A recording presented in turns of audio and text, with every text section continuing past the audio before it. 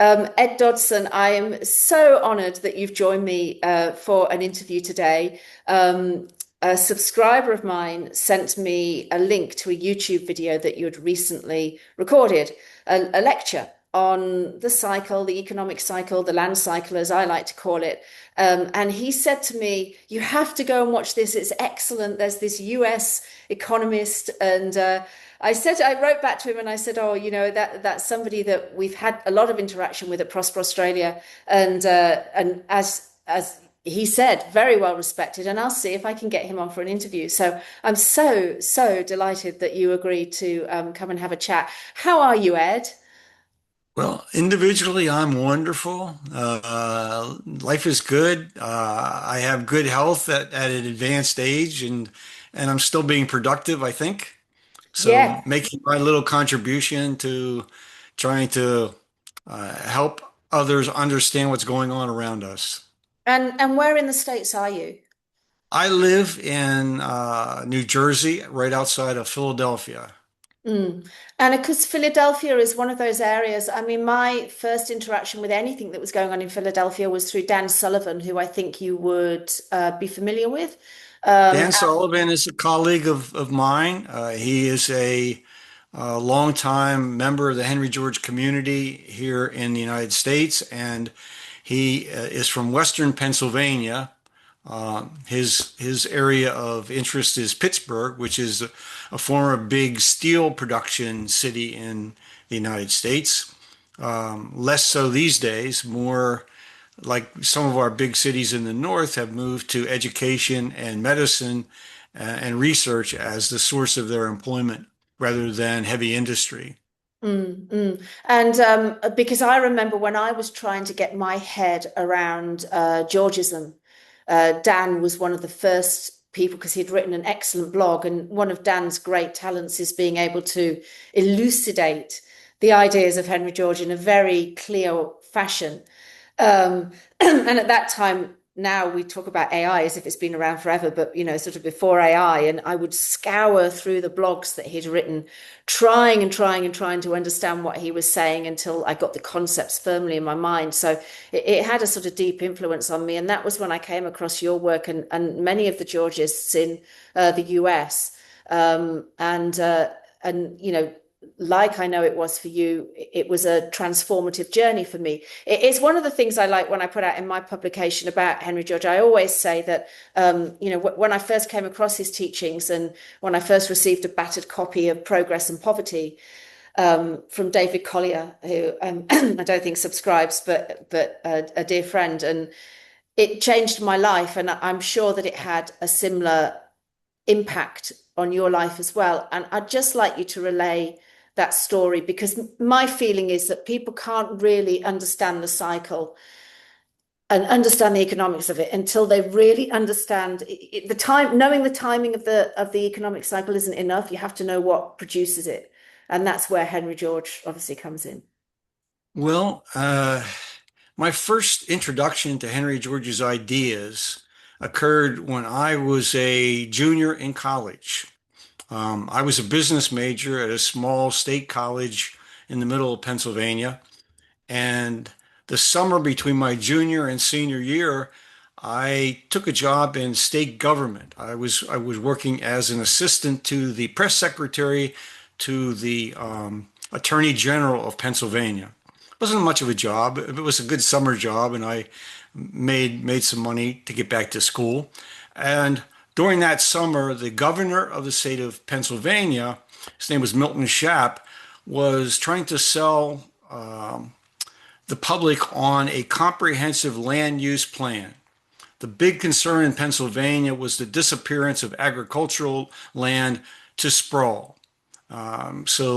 So Milton Shapp was trying to suggest that we needed a plan to control sprawl, control where development was going to occur, and they organized a series of public forums across the state that summer. It happened to occur while I was working for the press secretary, and I asked him if I could attend. And he said, "Why don't you go and cover it for me, write a report on what you learned?" So I did. And one of the presenters at this public forum was a city planner named Al Heidman. He was worked for one of the cities in Pennsylvania, and in his talk, he said the big enemy of our efficient land use in Pennsylvania, the main reason for sprawl is the conventional property tax. The conventional property tax penalizes efficient use of land, encourages speculation and hoarding of land, and we need to do something about it. And what we need to do is to adopt a land-heavy property tax and reduce the tax imposed on property improvements. And he went on to talk about this concept. I'd never heard about it before. And he attributed the ideas to the 19th century political economist Henry George. So when he finished his presentation and after the forum was over, I went up to him and I said, I'm really interested in what you had to say. I gave him my name, my address, and about a week later, I got a package of material about 2 inches thick to read, many articles, some by Henry George, and I read them, put them in a file, and forgot about them. I graduated from college a year later and went to work in the real estate finance area of our economy, working for a small financial development firm as an accountant, and went through another job change during the period of stagflation in the 70s when there was a major real estate crash. And the firm that I worked for was letting people go. And I was lucky enough to get a position with a consortia of banks that had taken over the assets of a real estate investment trust that went under. So I went to work for them as an accountant doing cash flow analysis on all these projects. And they even gave me some minor project management responsibility. Kind of challenging for someone who was just in his 20s, but it was a lot of fun. I learned a lot. When that stint ended, the banks divided up all the assets, and I would have been out of a job again. One of the banks offered me a position to take over their mortgage servicing operation in Philadelphia. That was Provident National Bank. And so I went to work for Provident National Bank, managing the servicing operation. And about a year and a half later, I was promoted to take over the department. And one of my responsibilities was to work with community groups on bringing bank investments into distressed communities. So I would go to these community meetings and listen to what they had to say, decide how we might, pull money together that would be used to redevelop housing and try to increase the rate of home ownership. Those were our objectives. So at one of these meetings, one of the community activists got up and said, well, the real problem we have is our property tax. We need to do what the city of Pittsburgh is doing, and that is adopt a two-rate property tax. And I said, I'm thinking that reminds me of something I've heard before. And he said, and this is an idea that's been around for a long time. And he said, if you want to learn more about it, go to the Henry George School of Social Science in Philadelphia. So I wrote that down. I went back to my apartment. I was a single person still then. And I pulled out this file with all these articles that Al Heidemann had sent to me. I reread them, and I made a phone call to the Henry George School in Philadelphia, talked to the director, George Collins is his name, and he convinced me to come down and talk, see if I might be interested in becoming a student at the Henry George School. So I did, and spent a year studying Henry George's works at the school. And after that, George Collins extended an invitation to me to join the school's faculty, as a volunteer, to the faculty. And as you intimated, it changed my life because now, the work that I was doing in community revitalization was very directly impacted by land speculation and land hoarding. And now I knew the answer. And all I had to do was convince the powers that be that we needed to do something in Philadelphia to change the tax system. And I spent the next decades trying to do that. Mm. And didn't you have some wins in Philadelphia in concern with shifting the taxes? No, Oh. but we came darn close. Mm. Uh, so, uh, 1984, my bank merged with a much larger bank, and shortly thereafter that merger occurred, I was called into my boss's office and he said, Ed, we're going to dissolve your department. There's a position for you with the other institution if you want to do that, but I would have had to move to Springfield, Ohio. And I was just married, and it wasn't something my wife was really interested in doing. So, so I began to look for another position, and it just happened that a friend of mine said, I think Fannie Mae Mm. for someone with your skills. And so I called up the human resources people at Fannie Mae. If what that is, if your listeners probably don't know, it is the government-sponsored enterprise that packages and purchases mortgage loans, which are then pooled into as collateral for mortgage-backed securities, and also they just hold them in portfolio. So it's one of the major mortgage loan investors in the world. And so I went to work for Fannie Mae shortly thereafter. And while I was at Fannie Mae, I did everything I could to advance the company's economics people to have an interest in land value taxation, which was interesting because it turned out that the chief economist at Fannie Mae at the time, catch this, was the great grandson of Henry George. Wow. Wow. Wow. So he and I developed a relationship, and one of my responsibilities became to represent Fannie Mae in Philadelphia with an organization called the Greater Philadelphia Urban Affairs Coalition. It had an economic development committee.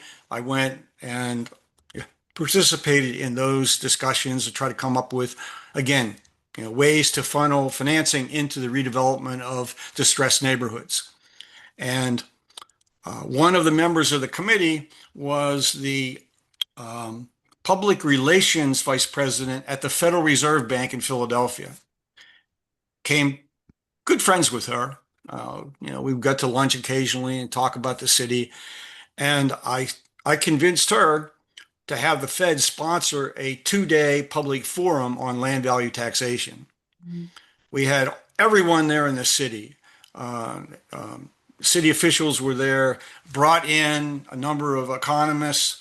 Uh, uh, by this time, one of our colleagues, Bruno Moser from Switzerland, was hired by the city of Philadelphia's controller to do a study on land value taxation. And so they had a white paper that was being produced that was advocating moving to land value taxation as a primary source of the city's revenue.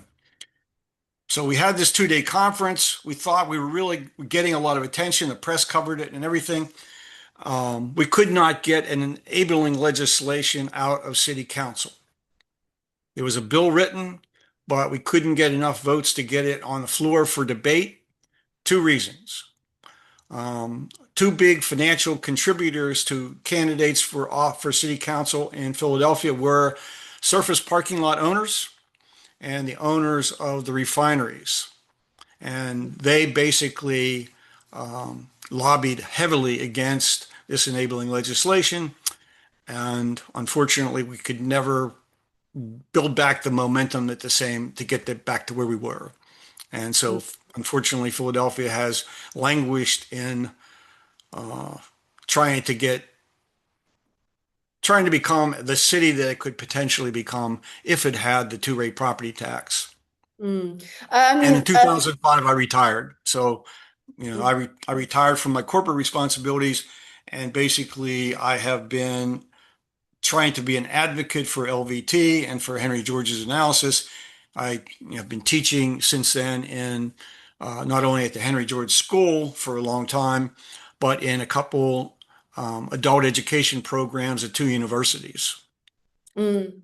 What I might do when I send out the report with this interview is highlight some of the studies that we've done in Australia regarding when a rating system has been, because we have land tax over here. All investors have to pay land taxation, so we have assessors that are very used to working out what land is worth without the building component. Yeah. And we also have a council rating system, and the council rates, particularly in Victoria, would differ between municipality. So some municipalities would do it on capital improved value, where they were assessing both the buildings and the site, and then other municipalities would do it on just site value. And many studies were done. This was in the 90s, at that time, as to how it impacted those local communities. And in the areas where they would just do taxation on site value only, or the council rates based on site value only, there was more building activity. Even other business activity benefited from it.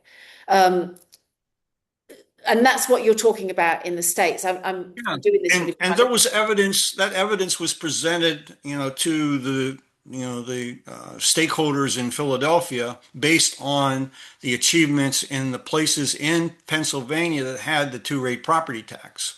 Mm, Um, Pittsburgh had it from the early 1900s until 2000, and it lost the two-rate property tax because the county and the United States assessments are done at the county level.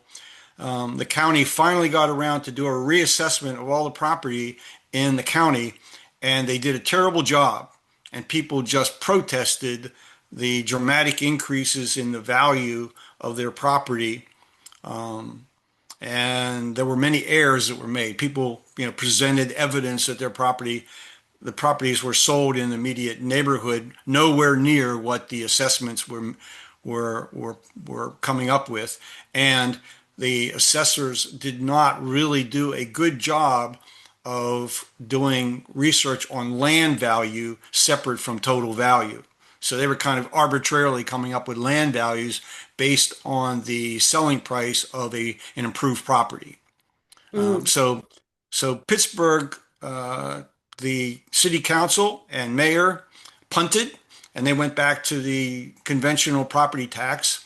And as Dan Sullivan would tell you, that construction activity in Pittsburgh just slowed to a halt. mm, That much of the development in the region went outside of the city of Pittsburgh, and even outside its immediate county area. mm, mm. But Um, the capital city of Pittsburgh, of Pennsylvania, Harrisburg, has had the two-rate property tax since the 70s, and the data continues to be very positive in terms of how that has helped to revitalize the capital, bring population back into the city, and bring investment back into the city. The issue there is Harrisburg, by comparison to Pittsburgh and Philadelphia, is a very small municipality. And mm. so it's hard to accurately to get convince people that the same dynamics that worked in Harrisburg will work in Philadelphia and Pittsburgh. Mm, mm. And the consequence, I mean, America, a vast country, vast population, many different policies between states. And I remember, I've been writing reports and articles for many, many, many years. And when I was writing sort of around the last financial crisis, it's hard to believe that so many years has passed since then, because I remember it so clearly at the time. And I was talking about what had happened in Texas, because Texas really didn't have much of a property market crash at that time, because they had had quite high property taxes, not land taxes per se, but property taxes. They had no state income tax, and they had this sort of a lot of sprawl. And the lesson that I was sort of trying to show from it was, particularly in Houston, was that because their land values hadn't escalated, because they'd been held back by, okay, it wasn't a Georgist means in and of itself, but it was a means of saying, if we stem speculation in rising property prices and we don't have a boom, then we're not necessarily going to have a bust after, when the Well, economy comes down. I don't have any, direct knowledge of what happened in Texas per se, What I can tell you is that Houston has no zoning. That's right. You can build anything anywhere in Houston. So that's a concern of planners. Land use planning has not found its way in Houston. Texas benefited quite a bit by the outflow of population and businesses from California who were, tired of the effects of Proposition 13 in California. Proposition 13, your listeners certainly will not know, was a piece of legislation that was voted in by the public to cap increases in property taxation to about 1% per year after first pushing the assessed valuations back to some years prior to when it took effect. And so it is meant in California that if you've lived in your property since the 1970s or the 1980s, your annual property tax is quite low. The very same property or the property that it looks exactly like yours that is next door to you that sold in 2020 would have an assessed value of maybe 10 times your assessed value. So the inequity is there, but the constituency for keeping Proposition 13 in place is all of those of us who are in retirement age and who would otherwise really be required to downsize and move out of those properties. But it's created a very uh, unequal and economically counterproductive property market in California. And every year, the statistics I've seen and have written up lately, California is losing hundreds of thousands of people. Mhm. And Texas was one of the main recipients of the businesses that left. And when the businesses left, their employees left as well. Mm, mm, mm. Yes, that. You're certainly right about Texas. It just has covenants. It doesn't have any zoning. But it was kind of a remarkable case study. I mean, it's one of those things when I'm trying to, I think it's hard for people to understand land taxation and why we harp on about it so much. And of course, what we're talking about when we talk about it is a tax shift, not necessarily, like you say, you're talking about a shift from taxing building to taxing land. And so when you're talking about a two tax system, you're saying let's tax land more and buildings less because buildings are the productive part of that site. And we don't want to penalize building activity or production or anything else in that regard. But what people find so hard, and the argument I come up against all the time, is that when you talk about, okay, we want to increase land taxation, it just becomes a mental block because all people can think about is I don't want to be taxed any more than I'm being taxed now. And it's very hard to sell the benefits once you've put that block in people's minds. When I talked to Fred Harrison, I've done many interviews with Fred, and he's had this long evolution through his own, sort of career as where he's, advocated and how he's navigated around explaining Georgism to the public. He's now of the opinion that we shouldn't be using the term taxation at all. So I am kind of curious on your views on that as to how do you sell policies like this to the public, because that's really our job, isn't it? Once you in Georgism they come across this idea that you see the cat, the job then is to help everybody else see it so that they're not protesting when we're saying, okay, we need higher land taxes here and lower taxation here. In terms of using the word tax. Oh, have you frozen? I can't. Ed, you have frozen on my screen. Oh, you're back. Are you back? Yeah, some Yes. bandwidth freezing. Well, let me first say that um, because I have been involved in the education side of the Henry George movement for 40 years plus, what I find is that even after you teach a semester-long course, many people still have a difficult time understanding the concept of economic rent. Mm. I mean, as when you teach this in economics, some people get it, but most do not. So, what I've tried to do in recent years is to take a different approach and talk about the fact that housing is a depreciating asset. That owning a house incurs a cost all the time for maintenance. And every decade or so, you incur a huge cost for systems replacement. You have to buy a new roof. You have to put in new air conditioning unit, a heating system, windows, whatever it might be. So there are a lot of costs of home ownership. And the asset is still depreciating, even though you're spending money to maintain it as well as you can. If you are lower or moderate income, the annual tax on your house as a huge burden for you to try to make your income go as far as you need it to go. Does it make any sense to really tax a depreciate? Your microphone's gone, Ed. I can't hear your voice. Ah, Oh no, you're back. You're now back. I don't know what is going on with this recording. Do you want to pick up on that last sentence? okay. I'll try to pick up. Um, what I say to people is that as you incur all these expenses for home ownership, if you happen to be a person or a household with a low or moderate income, you're basically stretching your dollars to pay just living expenses. And now the community comes along and asks you to pay an annual tax on the value of your house. That valuation may not be accurate. It may not be the actual depreciated value of your house, but you have to pay whatever they're asking anyway. And you might be able to dispute it, but that's not an easy thing to do.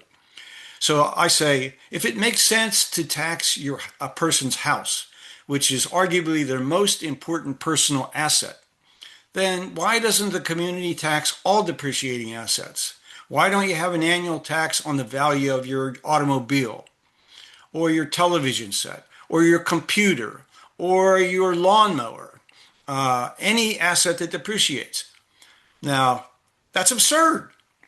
Why would you tax people on those assets? And yet we tax them on their most important personal asset, their home. And that leads to a discussion of the fact that the parcel on which your house sits is not a depreciating asset. And its value is basically its locational advantage. And its locational advantage in a town or a city is based on the quality of the public goods and services that are brought to that location. Mm. That's why, it costs a lot more to buy a parcel of land within, let's say, 5 miles of downtown, whatever city you're in, and less when you're 10 miles away, and 15 miles less more.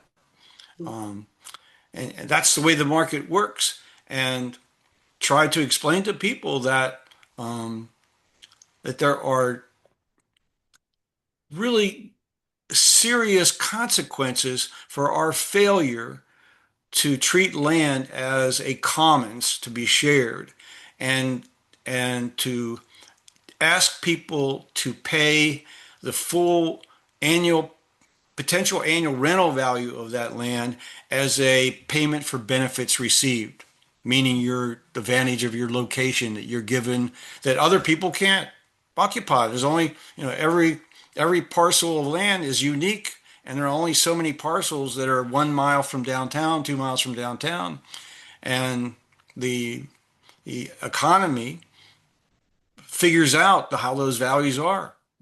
You Mm. know, Yeah. Um, it's a I moral argument as well as yeah, an economic argument, but it is not an easy sell in the United States, and I suspect in Australia as well, because ever since the first Europeans stepped off the boat, the game here has been in land speculation. yeah. Um, I mean that is a great segue, actually. talking about that as to the cycle in the US, because now part of my job, I mean, it's not my sole job. I work in the real estate industry. That's what I do for a living. But I've been writing about the land cycle for many years, and wrote about it for Agora Publishing, American company, and their franchise over here, Factile Investment Research, for many years, and primarily for investors as to how to understand the economics that we're talking about, because only once you understand the importance of land to the economy can you gain the gravity of this cycle, not just in the sense that you can make a lot of wealth from land, but also in the premise that the destruction that it causes to humanity, and which of course is where Fred comes in with his moral arguments about the cheating society and we are rent and everything else that he's writing about. But it brings to mind the economic cycle because it is one of the fascinating things that has really come to prominence in Georgist networks, is the work of where we sort of Well, initially. Phil Anderson has done a Herculean, job in documenting the cycle and keeping that information before his subscribers and the larger, audience, and putting it into the perspective that the land market cycle is part of a larger cycle that involves other commodities and financial instruments, etc. I mean, many decades ago, I made an attempt to try to analyze where the land markets were every time we had a recession in the United States and find out other factors that were contributing to the cycle. And so I had this giant Excel spreadsheet that traced 100 and some years, and I shared that with Phil, and it prompted him to visit me when he came to the United States, and we had a long conversation about what it all meant. And the correlations were strong. You could see, when property booms were at their peak, that very soon thereafter, absent a serious shock to the system, there was a crash, and the crash would be, accompanied by the failure of banking institutions in the United States in large number. Um, People who had bought property at the top of the market with maybe a minimum down payment, had very little actual equity in the purchase. If a recession occurred, they lost their employment. They were unable to sell their property and pay off their mortgage debt. And so they were foreclosed upon and evicted. And we had unemployment and people, not able to find other accommodation or didn't have the resources to move away where there were still jobs. And so all of that just gets intensified because of the speculation that occurs at the peak of these cycles in the property markets. Yeah, I mean, I used to work very closely with Phil. We were in business together, and so I'm very familiar with his research and the research that is done, and the excellent book that he wrote, The Secret Life of Real Estate and Banking, which has contributed so much to this area of research. And of course, Phil built on, his analysis of it was really building up on others that had done so before him, of Roy Wenslick, Homer Hoyt were the first two that we often reference in the US that did a tremendous. I mean, I think Roy Wenslick, I've called him the greatest property forecaster of all time because of the tremendous amount of research that he did, not just on the cycle, but also on all the components that went into it, including not just taxation, but building material costs. And I think based on his research, it was Edward Dewey, who was the founder for the Foundation for the Study of Cycles, referenced Wenslick quite prominently in his book, Cycles, the Science of Prediction, and called the 18-year cycle the most important economic cycle that there is. And Roy Wenslick's research fed into a whole heap of other areas. Warren and Pearson, when they were analysing what happened on the stock market, it was recognised that he really did the most, I think, out of anyone to place that foundation of Oops, how. we're frozen again. Are we frozen? Can you hear me? Can you see me? Am I unfrozen yet? Don't know why. Well, you're frozen, but I'm okay. I'm good from what I can see. Are we back? Every now and then it seems the satellites that are carrying our signals are getting interrupted. I'm going to just close something on my computer and see if that actually helps because I'm not going to be able to edit all these bits out. So people are going to have to see us work through that, navigate through this. But Roy Wenslick did that research and he really laid the foundation of the land cycle and also how it impacted the stock market initially. But then we had so many other greats of who you met and worked with. One of them was Fred Foldvary, who Yeah. did.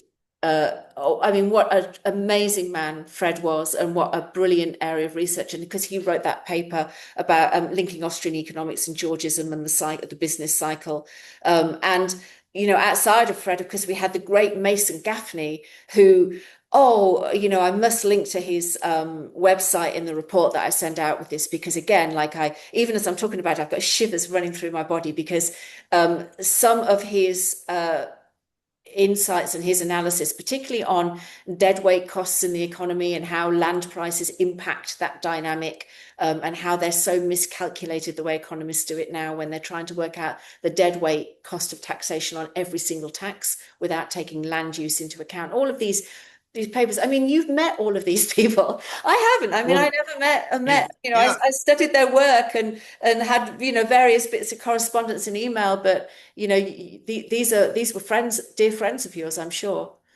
yes, wonderful people, and they certainly contributed to my education. Uh, I'm not an economist. I mean, my master's degree is in liberal arts. My interest was in economic history and not really in solving equations. So, but I have done the best I can through my own School of Cooperative Individualism project to create an archive of all of the writings of those individuals that you mentioned. Everything that I could find written by Mason Gaffney or Fred Foldvari or a long list, Fred Harrison as well. Um, you know, plus I have made an effort to bring back to life books that are not well readily available anywhere else on the internet. I've scanned somewhere around 200 books by authors that I thought made an important contribution to intellectual thought, to political economy, and economics. So, that's one of the hopefully that's one of the legacies that I will leave after my work is completed is the access to this material for anyone who has an interest in learning more and more in depth. And I have to say, Ed, I made so much use of that site. I think you've got a few of my very early articles on the School of Cooperative Individualism. I have pulled on the research of that site many, many, many times in my Oh, you own. should send me anything that you're writing. Oh, I will. You I'd be happy to. Actually, that's a I, wonderful invitation. I will. I'm still doing, uh, because my teaching load has been really heavy of late. I've fallen behind. I probably have 50 articles that have to be coded in and uploaded, and I just haven't gotten to them. And in a sense, that's a positive because for a long time, the movement was suffering attrition, and most of the writing was already completed and not much more was being added. Now we have many younger people with excellent minds contributing remarkable insights, and I've had a hard time keeping up with adding their work to the archives that exist. Mm. Um, Yeah, Someone I else will mean, have to do that eventually. I think it was on that site that because you've got some golden little bits about Homer Hoyt on there, and particularly the quote of when his book was published. I think there's a little quote, and I'll put it in again in this report that I write with this interview, but about how the book should be given to all real estate speculators in order to make money because Homer Hoyt was well, his book was published in 1933, so really he was ahead of Roy Wenslick in publishing about the cycle. But what a wonderful little snippet that was. I have a story just remind me that the listeners might appreciate. I became known at Fannie Mae as the Henry George guy, and my division had a division-wide meeting in Philadelphia, probably about 60 people attending. And so I purchased 60 copies of Henry George's book, Social Problems, and gave a copy of that book to everyone who attended that meeting. Uh, they gave me a standing ovation and clapped. Uh, how many of them actually then read the book, I'm not sure, but a handful did and engaged me in discussion. And my the person I reported to at Fannie Mae at the time, um, she was the vice president of my division. She became a strong supporter of land value taxation, and she sent me out on the road as a representative from Fannie Mae, speaking to stakeholder groups all throughout the northeastern part of the United States. This was in the early 2000s, and Fannie Mae even co-sponsored a day at the Henry George Annual Conference. So I thought we were making great inroads. Then along came the subprime mortgage debacle, and everything just crashed here in the United States. Um, there was a lot of accusations against mortgage lenders, much of it deserved for originating these fraudulent loans that immediately went into default. And many low income households had been coerced or scammed into entering into these contracts, lost their homes. And Fannie Mae was criticized by the Congress for its accounting of derivatives. And so once that occurred, all the initiatives that I was involved in ended. The company focused all of its energy responding to Congress, and uh, and the company had to go back and recalculate its profits for like the previous 5 years. And and then in 2005, I had 20 years in. I decided it was time to retire and try to do something on my own that I couldn't do while I was working there. But one thing I did do, I had been producing a quarterly analysis of the housing markets in the northeastern part of the United States.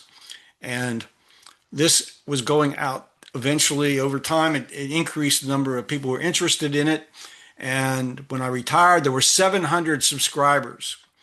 And so I announced I'm retiring. I get all these messages from people saying, well, Ed, are you going to continue to do this quarterly analysis? It's great. We really like it. And I said, well, you realize I was getting paid to do that. But it just so happened that I was then invited to give a lecture at my former university on the housing market. And they asked me if I would be willing to teach a course. And so I had all this material for a course on the state of the economy, and I expanded it, and I started doing an annual course on the state of the U.S. economy and society that I continued to teach until 2019. That's from 2005 to 2019. And then I had too many other obligations and I stopped. Well, Donald Trump was elected in 2000, in the election of 2024, and I decided that I should resurrect this analysis because we needed a benchmark of where the country was before Donald Trump started to do his thing. And so I resurrected that analysis. I taught the course in the spring of 2025, and I'm in the middle now of teaching the course again with all of the updated statistics. And all of the lectures are pre-recorded and uploaded to my YouTube channel. Wow. So the entire course as it's developed is available for anyone who wants to spend the time looking at the state of the United States economy in the most robust way that I've been able to do it. Every aspect of our economy, all the social benchmarks that you can think of are there. Mm, And I'm not even quite finished yet. I still have a couple lectures to update based on the statistics, which, as you probably are aware, the Trump administration has rolled back the spending, has discharged a lot of the people that compile these statistics. And so mm, it's much more difficult to gain the statistics because the federal government isn't providing them or isn't providing them on a timely basis. mm, But the story is there, and it's not a good one. mm. I'm convinced by everything I see that Phil is right on target. Fred is right on target. By the end of 2026, first quarter of 2027, we are going to be in a really serious depression. Mm. The timing that actually it's an interesting conversation because the timing that I have for it, certainly we are at the peak now, and in Australia prices are starting to fall back in our two biggest cities by population, Melbourne and Sydney. Rates, as would be forecast, are rising into the peak, this cycle in Australia. So we've had two rate rises. We're likely to get another two that will come through this year. And that will crack the market as it always does at the peak. And I imagine that anywhere from, around August this year to the end of 2027, we'll see that financial downturn take place. Certainly, it would, the flashpoints that I have are toward the end of this year and into the first quarter of next year. And, that's really kind of looking back historically as well. We can look back at 90-year cycles to 100-year cycles and find resonances there. Certainly on the 90-year cycle, if we go back to what happened in 1936-37, 1937, the markets went at the beginning of that year. So that's sort of why I'm looking at those resonances. And I know Phil, having worked with him for many years, does the same type of analysis. And him and his colleague Akil, who's also a dear friend, is brilliant at what they do and the analysis. So subscribers to mine, and a lot of my subscribers are also subscribers to Phil's as well, are very well set up. But in your opinion, I am curious as to how deep you would expect the financial downturn to hit the United States based on the geopolitical atmosphere that we're in at the moment, because war has broken out in the Middle East. We've got war going on still in Europe, and it's Well, forecast that it could escalate. think about the corollary comparison. Go back to 1929, and there was the beginning of the global recession. And what did the United States do? The Congress passed the Taft-Hartley tariff, Yeah. and there was then a tariff war. Everybody responded, and one could argue, and I think it's a strong case that global recession was turned into a global depression, and then global depression sparked war. Mm-hmm. So what have we done now? Mm-hmm. We were in the beginnings of a recession. Um, we Our government decided to use tariffs as a way to bail out domestic producers, not really thinking through the consequences, and now we have war. So it's history repeating itself pretty clearly. Now on the domestic side, what I'm looking at every month are the statistics on mortgage loan delinquencies and consumer debt problems, automobile repossessions, credit card defaults. Those, to me, are the strong indicators of how bad it's going to be. because with mortgage delinquencies, that's going to be followed by not only, if it's large enough, a lot of foreclosures, evictions, and homelessness is going to increase. Um, there are communities right now, I, I, I don't have the statistics at the top of my head, but in just the lecture that I just finished researching, it pointed to cities around the United States that have between 10 and 15% of their residential properties vacant. And a couple, one in Florida, I think it was Coral Gables, 38%. 38% of all the residential property is vacant. Um, so uh, these are, and I would say to you in Australia, look at the same statistics. See what's happening with mortgage debt. See what's happening with defaults on credit cards. How many automobiles are being repossessed, and look at the trend to see if there is a subsequent increase in homelessness. Mm. We have done many studies at Prosper Australia. I mean, one of our most popular studies. I wrote two of them, but there's been many other authors to this study over the years. But is the speculative vacancies study? I'm sure Yeah, you would have heard about it from Carl yeah, yeah. I've Gerald, seen where it. yeah, where we look at how many vacancies there are. In the last report that we did, which was our 10th or 11th report, there was in Melbourne, metropolitan Melbourne alone, we came up with a round figure of it was getting close to 100,000. And these are properties that are not available for rent and not available for sale and have been vacant for 12 months, a 12-month period over a calendar year. And what I've always said is that those only become visible when you have a financial downturn. So that's one thing that's hidden. It's about the statistics that are hidden from the public because you can look at stuff. I mean, it's very hard to foreclose a home, even, sort of over here. There's many avenues that people will go through before they actually foreclose, but it doesn't mean that the cracks aren't there on the margins of the economy. We have very high household debt to GDP. I noticed in America that it's not quite looking as bad as it was in the lead up to 2008. But at the same No, time, it's terrible.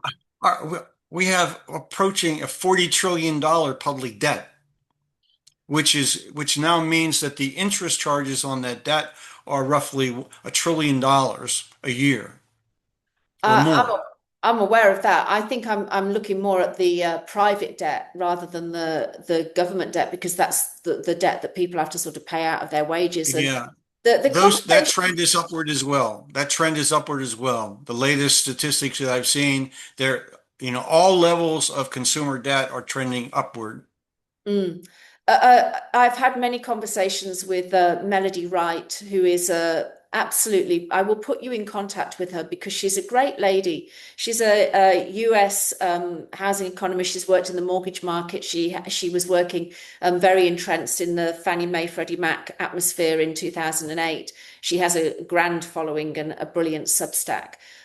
She thinks that well, I've discussed a lot with her about how a lot of the risk was shifted from the banks into the private banking sector because of the regulations that were set up on the banking sector after 2008. So, in other words, that it's not showing on their books so much; it's been shifted into the private equity sector where everything is a little bit hidden and behind, mirrors, and you're not really sure what's going on. So that we're not really seeing all the statistics. But her analysis of the downturn that we are heading into is that it is going to be monumental and worse than 2008. And one of the areas that she has been looking at, and it's where we have a lot of synergies, is Florida, because Florida has always been a bit of a bellwether state. In the lead up to the Great Depression in the 20s, it went in 1926. In fact, many real estate markets went there. Manhattan had a downturn in 1926, and it was only after that they had a second wind up into 1929, and then we had the stock market crash into the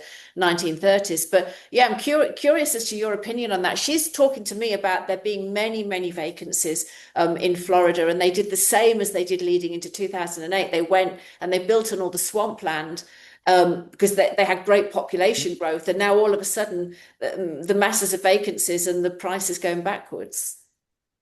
Well, before I comment in Florida, let me suggest to anyone listening to this, if you want to learn something about the run up to the Great Depression in the United States, get a hold of the book by Frederick Lewis Allen. Mm. The title is Only Yesterday.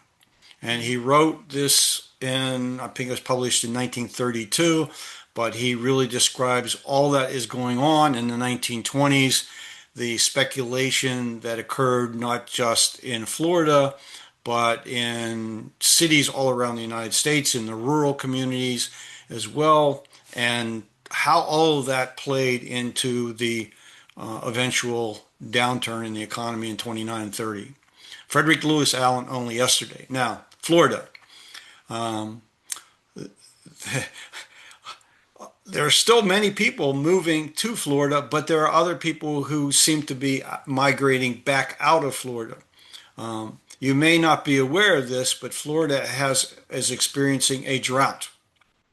And one of the consequences of the drought in Florida, caused by the fact that the natural drain of water has been interrupted, over the decades by development, and they're trying to reverse some of that now. But the drought has meant that there's not enough underground push of fresh water against the ocean, and all of the land in near the coast of Florida, all the way around the coast, is limestone. It's very porous, and the pressure of the ocean is now pushing in, which means that the availability of fresh water for Florida is in serious danger. And if it becomes, and I don't know what Florida is going to be able to do about that in the near term, but it's right now it's a serious environmental issue, and it's going to have serious economic implications. There's been a number of videos on the problem recently on the online that you can look at. Yeah, yeah. I did a report on it a few weeks ago and looked up a few YouTube videos, and it's quite a and when you see things like that, I think this is the problem. When you're always looking at statistics, that's one thing. When you're on the ground and you're seeing how things are happening in the mechanics of the real estate market, that's can be very different from what you're seeing just on a chart itself. And that was the impression that I got of Florida was, oh my goodness, we're facing a tremendous downturn in this area, and if we resonate on a 100-year cycle, which often does resonate quite strongly, as you've just pointed out, with the tariffs going into the 1930s, then we could be looking at the same thing. But your opinion then of the 2008, sorry, the crisis that we're going into at the moment, is that it would be as bad, if not worse, than what America experienced in 2008. Yeah, I think so. The median price for a residential property is well above what it was at the peak of the 2007 crash or 2008 crash. And so, thanks to the Federal Reserve reducing interest rates so that it was basically inflation adjusted, a negative yield for savers, but a boon to borrowers. The property markets just took advantage of that and kept raising property prices to the point where uh, any interruption in employment with that level of debt, when you're looking at a middle income household dependent on two adult incomes to make payments and meet their expenses, and they have $500,000 or more of mortgage debt, there's no room for mistake. There's no, unless they have um, wealthy parents to help them out, and those are some of the statistics that you can look at in the U.S. The amount of there's an enormous fund of accumulated wealth that's going to be transferred from generation to generation, and now it's starting to appear in a rather unusual way, and that is the middle generation of adults in their 50s are increasingly caring for their children plus their parents. So we're getting back to an increasing number of multi-generational households and the expenses that are required for childcare and then elder care. Uh, this it's a lot of the I think stresses are really based on demographics. Mm. And And now the Trump administration is taking it out on immigrants, and so the labor force um, in the construction industry and in a lot of related industries is having a labor shortage. mm, um, you mentioned a little bit earlier about the commodity cycle, and having a bit of knowledge there. And of course, we are reaching the peak of that cycle as well, which tends to overlap a little bit of where we are in the land cycle. It's likely to peak maybe a little bit later, particularly considering what's going on with war at the moment. And the last peak of that cycle was in the 1970s, and that's where you started your story Yeah. about working, and that crash. And there's so many resonances, because there we had oil prices that were spiking, and they continued to go up through the 1970s through to 1979, so well into the next land cycle. And there was war in the Middle East at that time, and you had the Vietnam War, and because war does tend to come at the peak of that cycle. And I've written a lot about it in the last, sort of few reports of good, we really are sort of seeing a very similar repeat. Now, in Australia, that downturn was very severe, that there's so few that would remember it. I can say I have no personal knowledge of that downturn, but when I look back, particularly in the commercial property market, it was extremely bad. Can you just share a few insights about what you saw around that time? Do you see the resonances, between what's going on now and then? Do you see any resonances have you thought about it with the oil prices and war? Yeah, well, uh, first of all, I would say that the United States Americans were very slow to work to try to get efficiency in the use of fossil fuels. So we were still driving large automobiles and gas guzzlers, and it took a while for Americans to be willing to start driving compact cars, and so the imports from Japan increased, and Detroit was slow to respond, but eventually did respond. It took a long time for all of that to work its way through the economy, and certainly what helped and what has always helped the Americans, we Americans, at the disadvantage of other countries, is the fact that the dollar has been the international currency ever since Bretton Woods. Um, Finally, Richard Nixon took us off the gold exchange standard, and the dollar began to float.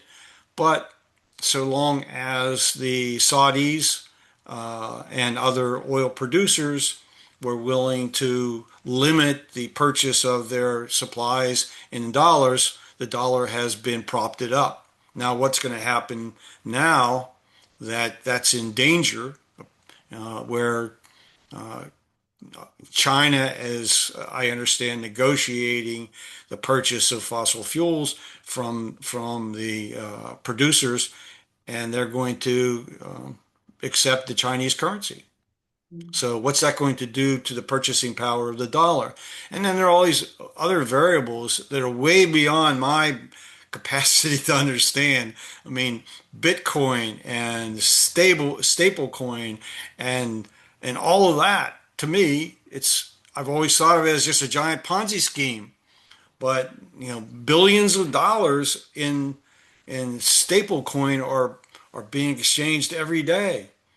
Um, I don't know. Maybe Fred or Phil have built that into their analysis, but it's way beyond my ability to figure in how that's going to affect the economic cycle. I still think that the basic the basic things that we've been talking about are operative and are still the leading indicators of what's going to happen. These other things are kind of peripheral to, in my view. Mm. But in that downturn in the 1970s, how far did prices drop in from what you observed at that point? I And mean, property prices, yeah. they dropped primarily in areas where there was large scale new construction.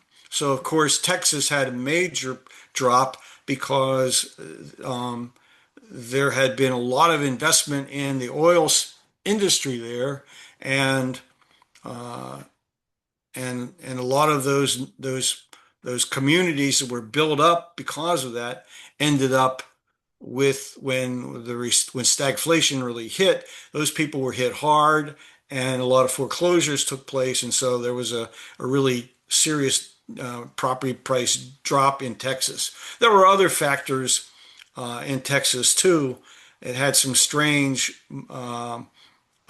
mortgage loan laws that they had something called a contract for a deed. Do you know what that is? No. It's a it's a it's a well, when you buy an automobile, you don't get title to the automobile until you pay off the loan. And that's Right. basically what happened in Texas with real estate. They would people would purchase the property under this contract where they didn't actually get a deed. They built equity as they made payments on their loan, and they only got title to the property when the loan was fully paid off. So it was much easier for a lender to accelerate that loan, to demand full payment. And if the property occupier couldn't go to a bank or another lender and refinance to pay off that balance due under the contract for a deed, then they would lose the house. Mm, mm. So Yeah. and that wasn't the only market. There were plenty of other markets that went through that cycle. Mm, mm. I mean, you've lived through then, you went through that cycle, then you lived through the next cycle coming into the early 1990s. Were you on top of the land cycle at that point in order to time it for yourself? Personally, Yeah, I mean, I'm curious as to whether you'd sort of sort of come across the research at that point that after you'd been through the oh, 70s of course, cycle and was I discovering about based George, on input that I was getting at the time from Fred, from Phil Anderson, from Mason Gaffney, and others, I was warning everyone in Fannie Mae and other and lenders and everything that we were headed for a real crisis. well, And that was into the 2008 because obviously Phil wasn't writing now about I'm the talking about this in the 1989 yeah, was the beginning of the S&L crisis. yeah. And there was a lot of speculative development up in New England and other parts of the country. And so builders had all this inventory that they weren't able to move. Mm, And so you had a large number of construction loans that were defaulting. The construction loans had been made by our savings and loan associations. So when those construction loans defaulted, those savings and loans became insolvent. So there was the numbers are astounding how many hundreds and even into the thousands of savings banks and savings and loan associations and even some commercial banks all went under. And mm, there's that whole long process of merger and acquisition um, uh, and when I was at my early years at Fannie Mae, when a lot of this was going on, I was put on a special team to go and visit some of these institutions that were failing to examine their residential loan portfolios to see if the loans were actually saleable in the secondary market. And so I visited quite a few lenders. We had a whole team of people that were out doing that. Um, we put a couple of second mortgage lenders in jail for fraud. Uh, and they were like originating two or three loans with the same borrowers and the same property as the basis for the loan. mm, and they were making the first payment on the loans, and then no more payments would come in. mm, There were all sorts the fraud, misrepresentation, just criminality was widespread in each one of those cyclical crashes. Yes, it was. Yes, that's right. And William Black's book, How to Rob a Bank, I think was a brilliant. I don't know whether you've come across his work, but he did a lot of work on mortgage fraud and actually what went on at that time. He was very prominent at that time because he was the one that exposed John Keating in that era. Was it John Yeah, Keating? Yeah. our chief financial officer at Fannie Mae, Tim Howard, subsequently wrote a book called The Mortgage Wars. Mm, And I reviewed it some years ago for Land and Liberty. mm. Uh, he didn't understand land markets, but he understood mostly everything else. Yes, yeah. Well, so intricately tied, the land and the mortgage market and the credit markets. And that was the crisis that Fred Harrison forecast in his book, The Power in the Land, in which was published in 1983. Yeah. And of course set Fred Harrison up for what's been a brilliant career since, and he's dedicated so much of his time to our cause of trying to stop the cycle that we spend so much time writing and talking about. But yeah, I mean, it's absolutely fascinating history, Ed, and I'm so grateful for you joining me and sharing a little bit about your research. Can you just explain to listeners where they can? I'll link to your YouTube channel so they can go and watch those lectures. I think that's absolutely Yeah. fantastic information. To get to my archive of work, every every course that I have taught, every lecture that I have delivered in the last 20 some years has been recorded and put on my personal YouTube channel. So all that is necessary is to type Edward Dodson in the search line of YouTube. The channel will come up, and then everything is organized by playlist. So that includes a lot of the biographical lectures that I've done on key members of the Henry George community throughout history. I think there are people who did amazing things that are not heralded and need to have some exposure. And so I've developed lectures on them at the time over the years. Um, uh, in addition to that, I got interested in doing music videos. And so I've done about a dozen music videos on many of my favorite songs. I am a rock and roll fanatic. In fact, this coming Friday, I'm going to see a Pink Floyd tribute band. I don't know if you know Pink Floyd and like Pink Floyd, um, but um, I their do. song "Money" is all about the economy, you know. So, Yeah, yeah. Yeah, I um, remember when I was younger, I think it was actually one of my first boyfriends who bought me all of their albums. He was a fanatic uh, fan, and because I was so, young and impressionable, and keen to impress him, I would listen to them over and over and over again. So I know Pink Floyd very well. I mean, iconic band and what brilliant music. yes. Yeah. One of the music videos I did was at the request of Peter Smith in England. Mm. He had a band record a song called Share the Rent. And he asked me to do a music video for this song, which I did. I don't, it hasn't gone viral. This has been a number of years ago now, but it's kind of a nice little tune, and I tried to do justice to it with my images and how I did the video.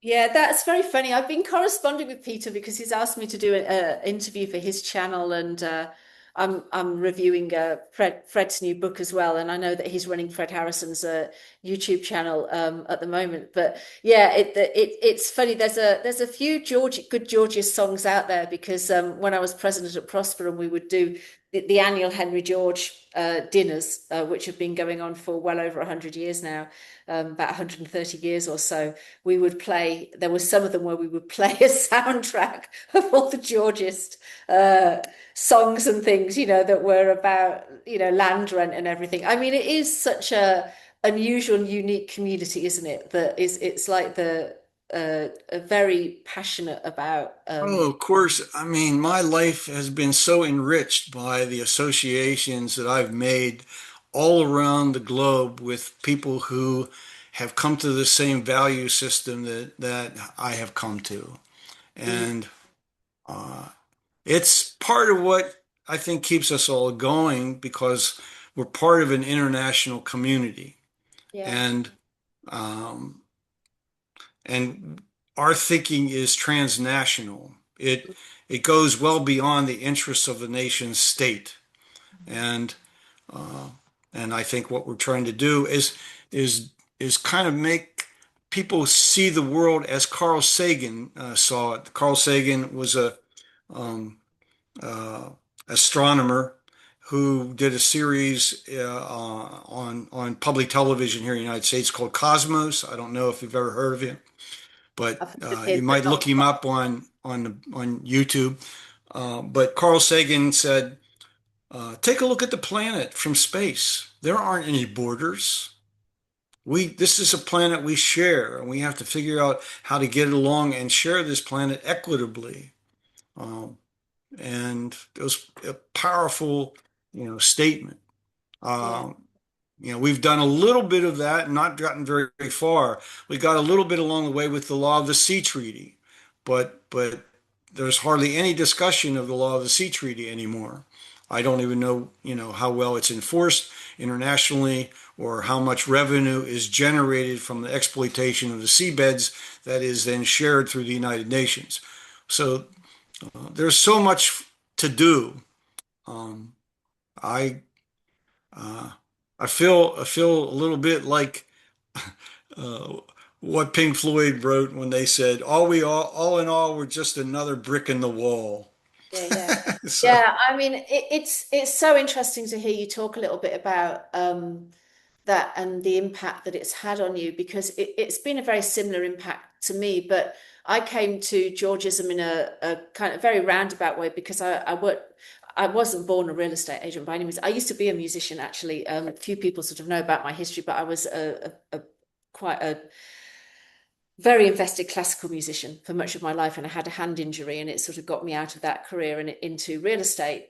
Of which, so if someone had told me I'd be a real estate agent when I was a classical guitarist, they could have told me I'd be a funeral director because I'm sure I would have slipped my wrists and decided that I was, But it has led to an absolute passion, which of Georgism has been a life-changing, fundamental identification impact on every area of my life.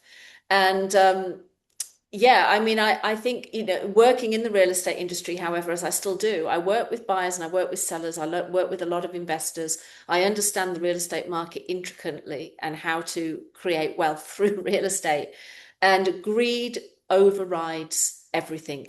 And I have witnessed Georgists that even when they come up to sell their properties, because I've got obviously very connected to the Georgist community here, how desperate they are to get the best possible price that they can. I think there's this core inside of all of us that we fight with, which is this understanding that there are no borders and that we all need to understand what economic rent is. But the greed for economic rent tends to run inside of human DNA, yeah, if you like, and and we have to remember that the system imposes costs of living on us that almost demand that we invest in property because investment in property is the most secure way to have net worth when you're ready to retire. In the United States, the difference between the net worth of someone who's owned a residential property for 40 years and someone who's rented an apartment or a house for 40 years is, you know, it's something like the difference between $200,000 and $5,000. mm, If you've rented all your life, most people have nothing in retirement. They're mm. living on what we call Social Security benefits and almost nothing else. So, um, I don't begrudge people who have sold their property for a gain.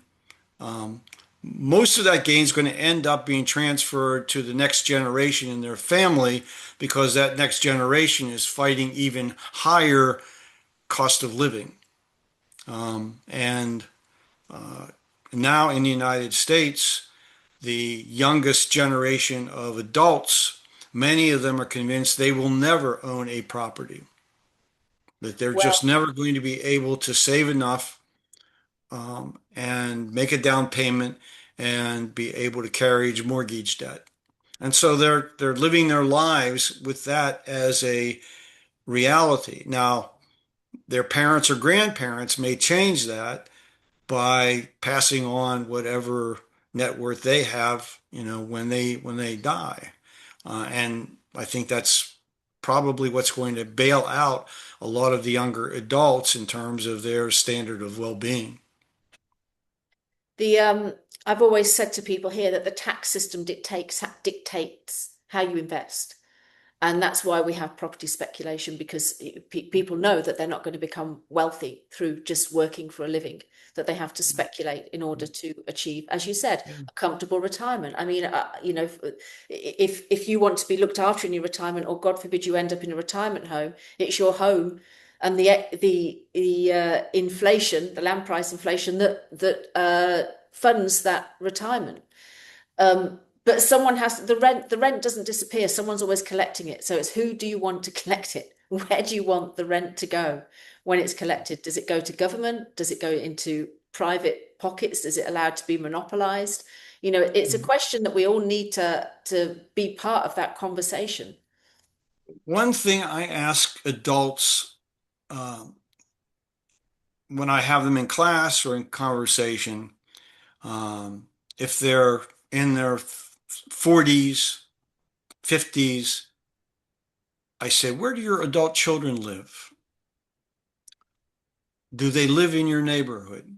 No, I can't afford to live in my neighborhood. So they living in a community that is less expensive, but it now means that they have to commute an hour by highway in order to get from home to work. And so their cost of transportation going back and forth to work is built into that. But in order to get affordable housing, unless their community has subsidized housing, uh, then the result is urban sprawl. So agricultural land that could very well be used to produce food for the community is taken over by development for housing tracts.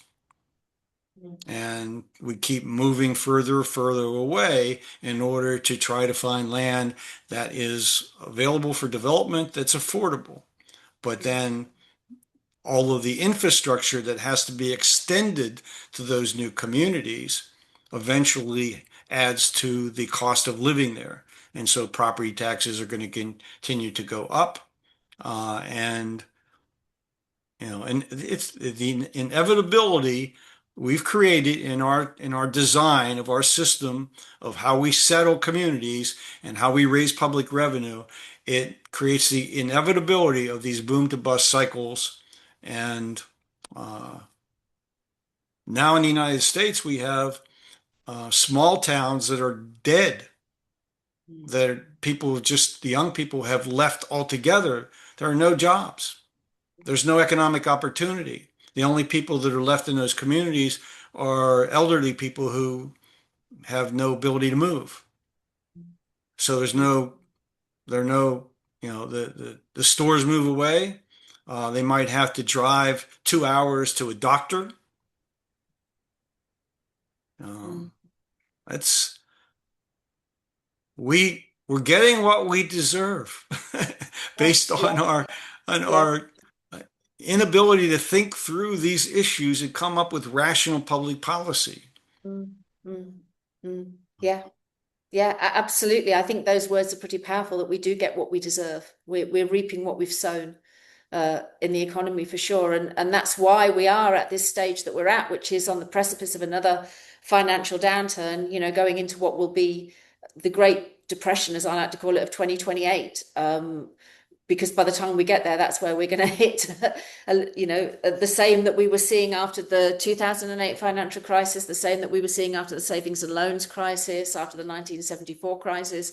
And no doubt when we come out of it, if Fred Harrison's predictions don't eventuate, which is that the system is completely destroyed at that point, and the next cycle can't commence as this cycle did, it doesn't just completely disrupt the cycle, no doubt we will see a repeat of it play out again. And the work that you've done over the years, Ed, and as I've said, that the website Cooperative Individualism was incredibly, and still is, it's still somewhere there I go and I pull a lot of research from and have learned a lot from. But in my early years, your work, Dan Sullivan, reading Mason Gaffney, Fred Foldbury, and it was so impactful. It was so impactful on me. So I really hope that my subscribers will have learned and picked up information from this, and will have gained from your experience. And as I said, I will link to your YouTube, send them all there to watch a few lectures so that they can start to understand the system that we live in a little bit better. You, Well, we all have to do what we can because we are privileged to have come across what we all believe is truth. And it's not just a key to economic stability, but it's a key to creating, as Henry George argued, just societies with just laws justly enforced. And it all comes together if we just begin to treat nature as our commons and be willing to contribute the economic rent of the privilege that we enjoy to our societies. It's yeah. so simple and yet so deeply opposed because of self-interest. Yeah, yeah. Thank you so much, Ed. I truly, truly appreciate the time that you spent with me this Thanks evening. for the invitation, Catherine. I hope those who listen to this find it useful. And So do I. I'm you can thinking always, that, anyone can always contact me if I can be of any assistance in what you're working on. Uh, uh, I I feel like that's what we have to work. We have to help each other because there are too few of us to work on our own in isolation. We have to work in tandem if we're going to make anything happen. yes, yeah, absolutely. They're powerful words, Ed, and I hope people will hear what you're saying and really absorb, um, the lessons that you've learned over the years and the teachings that you're imparting on your community there, and hopefully mine will be able to benefit from it as well. And we must do it again once we get over this Surely. bump into the Well, into the uh, crisis. We can have another go and get some observations from you as to what you're seeing and whether it's playing out as you expected. toward the end of this year, there should be some interesting occurrences politically and economically, and perhaps that'll give us a good sense of how deep the problem is going to be because I certainly don't think that the politicians in the United States have a clue of what ought to be done, despite our Yeah. best efforts. Yes. Yeah, I Perhaps those agree. in Australia are more enlightened. Yes. Well, we've done. I mean, I sort of go. I'm very biased because I served as president of Prosper for well over a decade, and have been very entrenched in the Georgist community over here. So I've had a lot to do with government and local governments and trying to change policy, and seeing the impact actually that our organisation has had on policy and how far the organisation has come over the years. And it's been a journey full of people like you and me that are very passionate and spend a lot of time arguing over how things should be done and what should be done next and how we need to get the message out there. But ultimately, we're all fighting for the same cause. And it's been a tremendous education for me here. And I hope that we do manage to make inroads and we can continue to work together with our American community of Georgists, and and learn from each other. And yeah, hopefully at some point reach a point where human consciousness has Pass on evolved. my regards to everyone in Australia. I will do. I will absolutely, Ed. It's been an absolute pleasure, and we will do it again soon. Okay.